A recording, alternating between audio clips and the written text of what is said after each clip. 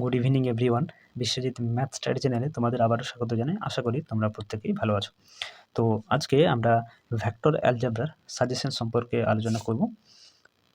তো তার আগে তোমাদেরকে বলে রাখি, পরীক্ষাকে খুব একটা আর সময় নেই, তাহলে তোমরা অঙ্কগুলোকে বারবার করে প্র্যাকটিস করো। প্র্যাকটিস করে করে একটা পরীক্ষার জন্য কিন্তু স্ট্যান্ডার্ড প্রিপারেশন নাও, কারণ পরীক্ষা ঠিকঠাক করে প্রত্যেকে দিতে পারো।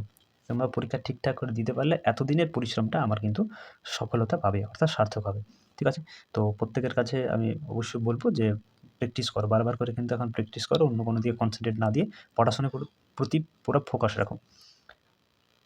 তো ভেক্টর অ্যালজেব্রা থেকে আমরা সাজেশন সম্পর্কে যদি আলোচনা করি, তাহলে দেখব যে কোন কোন কোশ্চেনগুলো আসার চান্স সবচেয়ে বেশি, কোনগুলো ভেরি ভেরি ইম্পর্ট্যান্ট, যেগুলো বা কোন টাইপের প্রবলেমগুলো থাকবে, সেটা কোশ্চেন ব্যাংকে হোক, টেস্ট পেপারে হোক, কোন কোশ্চেনগুলো বেশি করে হাইলাইট হচ্ছে সেই সম্পর্কে আমরা আজকে একটু আলোচনা করব।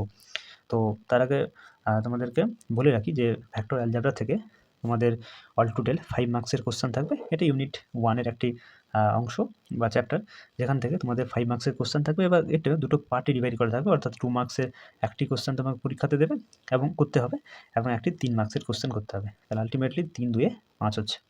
এখন 2 মার্কসের একটি কোশ্চেন যে তোমাকে করতে হবে, তার জন্য তোমাকে 2টি কোশ্চেন দেওয়া হবে, এবং 3 মার্কসের যে একটি কোশ্চেন করতে হবে, সেখানেও কিন্তু তোমাকে 2টি কোশ্চেন দিয়ে দেবে।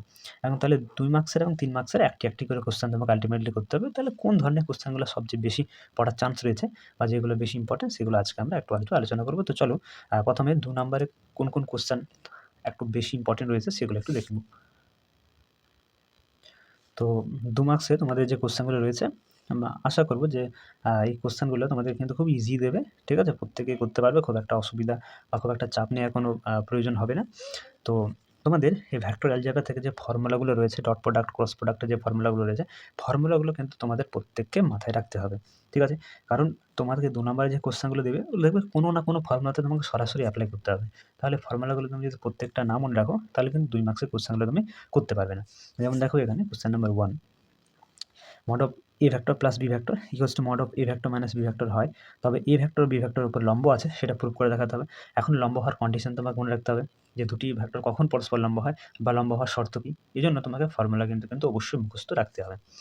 কোশ্চেন নাম্বার 2 দেখো, a ভেক্টর ইকুয়ালস টু দেওয়া আছে 2i cap minus j cap plus 3k cap, এবং বি ভেক্টর সমান 3i cap plus j cap minus 2k cap হলে a vector plus b vector যে সেই ভেক্টরটি এবং a ভেক্টর মাইনাস b ভেক্টরটি এদের মধ্যবর্তী অ্যাঙ্গেলটা চাইছে, এবং মধ্যবর্তী অ্যাঙ্গেলের যে ফর্মুলাগুলো রয়েছে সেই ফর্মুলাগুলো তোমাকে কিন্তু মুখস্থ রাখতে হবে। আচ্ছা, এখানে আবার দেখো দুটি ভেক্টরে ক্রস গুণ করে সেটা বলছে 0 ভেক্টর হবে, মানে 0 ভেক্টর হবে। তো তাহলে ল্যামডা মানটা তোমাকে নির্ণয় করতে হবে। ঠিক আছে? আবার এই ভেক্টর বি ভেক্টর দেওয়া আছে, ভেক্টর দুটি পরস্পর সমান্তরাল হলে পি ও কিউর মান নির্ণয় করো। তোমাকে সমান্তরাল দিয়ে পি ও কিউ মান বের করতে হতে পারে, কিংবা তোমাকে সমরেখা হলে আবার মান জিজ্ঞাসা করতে পারে। তাহলে সমরেখা সমান্তরাল এই টাইপের কোশ্চেনগুলো কিন্তু 2 নম্বরের পরীক্ষায় থাকার চান্স কিন্তু সবচেয়ে বেশি। এরপর কোশ্চেন নাম্বার 4 দেখো, এ ভেক্টর বি ভেক্টর, এটা তো বললাম। কোশ্চেন নাম্বার 5 দেখো, যদি এ ভেক্টর বি ভেক্টর এমন ভেক্টর হয় যে এ ভেক্টরের মান হচ্ছে 2 এবং বি ভেক্টরের মান দেওয়া আছে 3, তাহলে এ ভেক্টর বি ভেক্টরের ডট প্রোডাক্ট 4 হলে A vector minus B vector তার মানটা কী হবে, মানে মডিউলাস কী হবে সেটা নির্ণয় করতে হবে। কারণ সমস্ত কিছু এগুলো কিন্তু ফর্মুলা ইউজ করে তোমার করতে হবে। এই জন্য তুমি ফর্মুলাগুলো আগে নোট করে লিখে বারবার করে ফর্মুলাগুলোকে রিভাইজ করে মুখস্থ করো, তারপরে অঙ্কগুলোকে তোমাকে প্র্যাকটিস করতে হবে। ঠিক আছে? তো ফর্মুলাগুলো মুখস্থ রাখলে কিন্তু অঙ্ক করতে পারবে, কোনো অসুবিধা নেই। ওগুলো তোমাকে মুখস্থ রাখতেই হবে। আবার দেখো, এর কোন মানের জন্য দুটো ভেক্টর দেওয়া আছে, সেই ভেক্টরগুলো সমরেখ। এই যে সমরেখ সমান্তরাল এই টাইপের কিন্তু একটা আসার চান্স কিন্তু সবচেয়ে বেশি। এটা দুটো ভেক্টর দিয়েছে, 3টে ভেক্টরও থাকতে পারে, যে 3টে ভেক্টর দেখাও সমরেখ রয়েছে, কিংবা সমরেখা হলে এর মান কত, পি এর মান কত, এই টাইপের কিন্তু কোশ্চেন পরীক্ষা থাকার, এই 2 নম্বরের কোশ্চেন একটা থাকার চান্স কিন্তু সবচেয়ে বেশি রয়েছে। এই জন্য তোমাকে বারবার করে কিন্তু এই টাইপের প্রবলেমগুলো প্র্যাকটিস করেই পরীক্ষাতে যেতে হবে। কোশ্চেন নাম্বার 7 দেখো, দেখাও যে 3টা ভেক্টর দিয়েছে, ভেক্টর অসমতলীয়, সেটা প্রুভ করে দেখাতে হবে। এবার অসমতলীয় দিয়েছে, কোনো পরীক্ষাতে এমন কোশ্চেন তোমাকে দিতে পারে যেখানে সমতলীয় প্রুভ করে দেখাতে হবে। তাহলে সমতলীয় হবে না অসমতলীয় হবে, এই টাইপের কোশ্চেনও কিন্তু তোমাকে পরীক্ষাতে 2 মার্কসে থাকতে পারে, আসার চান্স কিন্তু বেশি রয়েছে।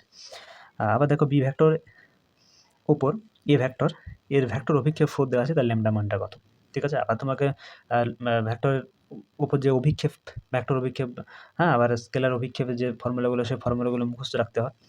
এ ভেক্টর বি ভেক্টর দেওয়া আছে, এ ভেক্টর মাইনাস বি ভেক্টরের সমান্তরাল দিকে একটা একক ভেক্টর, তাহলে ইউনিট ভেক্টর নির্ণয় করাটাও কিন্তু অবশ্যই ভালো করে করবে। একক ভেক্টর কিন্তু নির্ণয় করতে দিতেই পারে। ঠিক আছে? তাহলে একক ভেক্টর কীভাবে নির্ণয় করতে হয় তার কী ফর্মুলা, ঠিক আছে? তোমাকে এ ভেক্টর বি ভেক্টর দেবে, হয়তো বলবে যে এ ভেক্টর প্লাস 3b ভেক্টরের একক অভিমুখে একক ভেক্টর নির্ণয় করো, তাও থাকতে পারে, ঠিক আছে?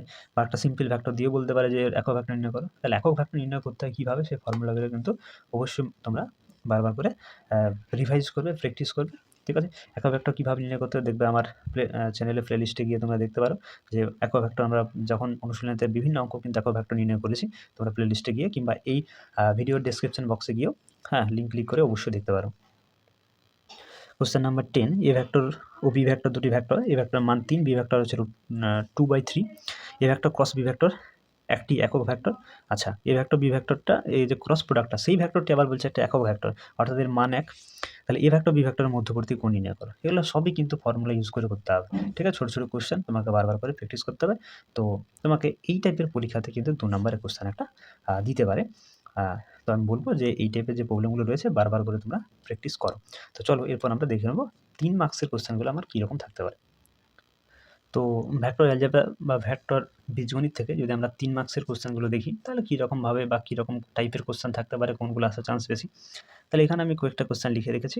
এই টাইপের কোশ্চেনগুলো কিন্তু আসার চান্স অনেকটাই বেশি রয়েছে এবং এগুলোকে তোমাকে বারবার করে প্র্যাকটিস করতে হবে। তুলনামূলক একটু তোমাকে ঘুরিয়ে পেঁচিয়ে কোশ্চেনটা দিতে পারে বা দেওয়ার চান্সই কিন্তু সবচেয়ে বেশি।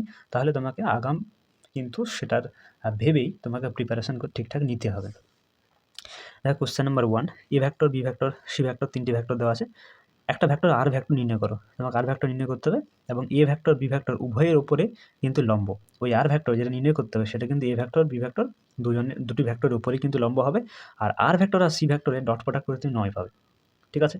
তাহলে এই টাইপের প্রবলেমগুলো কিন্তু তোমার দেখবে কোশ্চেন ব্যাংকের টেস্ট পেপারে বারবার রিপিট হচ্ছে, অর্থাৎ এই টাইপের কোশ্চেন তোমাকে সলভ করতে হবে, ঠিক আছে? 2 মার্কসে যদি দেখো 3টি vector, A vector, B vector, C vector, 3টাই একক ভেক্টর হলে A vector, B vector dot product এবং A vector, C vector dot product 0। যদি বি ভেক্টর, সি ভেক্টর মধ্যবর্তী কোণ π/6 হয়, তাহলে প্রমাণ করো যে এ ভেক্টর সমান +-2 into B vector cross C vector, এটা প্রুভ করে দেখা যাবে। তাহলে এই টাইপের কোশ্চেন একটা তোমাকে জিজ্ঞাসা করতে পারে। কোশ্চেন নাম্বার 3 দেখো, যদি 3টি vector A vector, B vector, C vector 3, 4, 5 এবং প্রতিটি ভেক্টর অপর দুটি ভেক্টরের সমষ্টির ওপর লম্ব, তবে দেখাও যে modulus of A vector, B vector plus C vector = 5√2, এটা প্রুভ করে দেখাতে হবে। আবার দুটি একক ভেক্টরের সমষ্টি একটি একক ভেক্টর হলে দেখাও যে ভেক্টর দুটি অন্তরের মান √3। এই কোশ্চেনটা কিন্তু খুবই ভেরি ইম্পর্টেন্ট। এই কোশ্চেনটা কিন্তু অবশ্যই তোমরা করবেই, ঠিক আছে? যে দুটি একক ভেক্টরের সমষ্টি যদি একক ভেক্টর হয়, তাহলে দুটি ভেক্টর দুটি অন্তরের মানটা যে √3 হবে সেটা কিন্তু প্রুভ করে দেখাতে হবে। তাহলে এই কোশ্চেনটা কিন্তু আমি বলবো অবশ্যই তোমরা প্রত্যেকে করবে, ঠিক আছে? কোশ্চেন নাম্বার 5 দেখো, A vector, B vector, C vector এমন 3টি একক ভেক্টর হয় যে ভেক্টর, বি ভেক্টর, সি ভেক্টরের সমষ্টিটা একটা 0 ভেক্টর, তবে দেখাও যে vector dot B vector plus B vector dot C vector plus C vector dot A vector = -3/2 হবে, সেটা প্রুভ করে দেখাতে হবে। তো করবে প্র্যাকটিস। কোশ্চেন নাম্বার 6 দেখো, যে ত্রিভুজে দুটি সন্নিহিত বাহু দেওয়া আছে এ ভেক্টর এবং বি ভেক্টর দ্বারা প্রকাশ করা হয়, তাহলে তার ক্ষেত্রফল নির্ণয় করতে হবে। দুটি বাহু দিয়েছে সন্নিহিত বাহুগুলো, তাদের তোমাকে তার ক্ষেত্রফলটা নির্ণয় করতে হবে। কোশ্চেন নাম্বার 7 দেখো, A vector, B vector, C vector এমন 3টি ভেক্টর যেন A vector, B vector, C vector সমষ্টি 0, এ ভেক্টর মান 3, বি ভেক্টর মান 5, ডি ভেক্টর মান 7, সরি এটা ডি ভেক্টর না, এটা সি ভেক্টর হবে, সি ভেক্টর মান 7। তাহলে এ ভেক্টর আর বি ভেক্টর মধ্যবর্তী অ্যাঙ্গেলটা তোমাকে চাইছে। তো যাই হোক, তো এই টাইপের যে কোশ্চেনগুলো রয়েছে, ঠিক আছে, একটু পেঁচাবে, তোমার একটু জটিল দেবে, ঠিক আছে? 2 মার্কসের মতো অতটা ইজি দেবে না, তাহলে সেই হিসাবে তোমার কিন্তু অবশ্যই 3 মার্কসের কোশ্চেনগুলোর জন্য তোমার একটু ভালোভাবে প্রিপারেশন নিতে হবে, ঠিক আছে? তো আশা করি তোমাদেরকে বোঝাতে পারলাম যে 2 মার্কসের এবং 3 মার্কসের ভেক্টর অ্যালজেব্রা, ভেক্টর বীজগণিত থেকে কেমন ধরনের কোশ্চেন তোমাকে পরীক্ষায় দেওয়ার চান্স আছে বা কোন কোশ্চেনগুলো সবচেয়ে বেশি হাইলাইট হচ্ছে, ঠিক আছে? তো এগুলোই আমি আশা করব যে তোমরা বারবার করে প্র্যাকটিস করবে এবং পরীক্ষার জন্য ঠিকঠাক করে প্রিপারেশন প্রত্যেকে নাও, আর খুব একটা বেশি সময় নেই, ঠিক আছে? তো চলো আজকে এই অবধি থাক, দেখা হচ্ছে পরবর্তী ভিডিওতে, ওকে?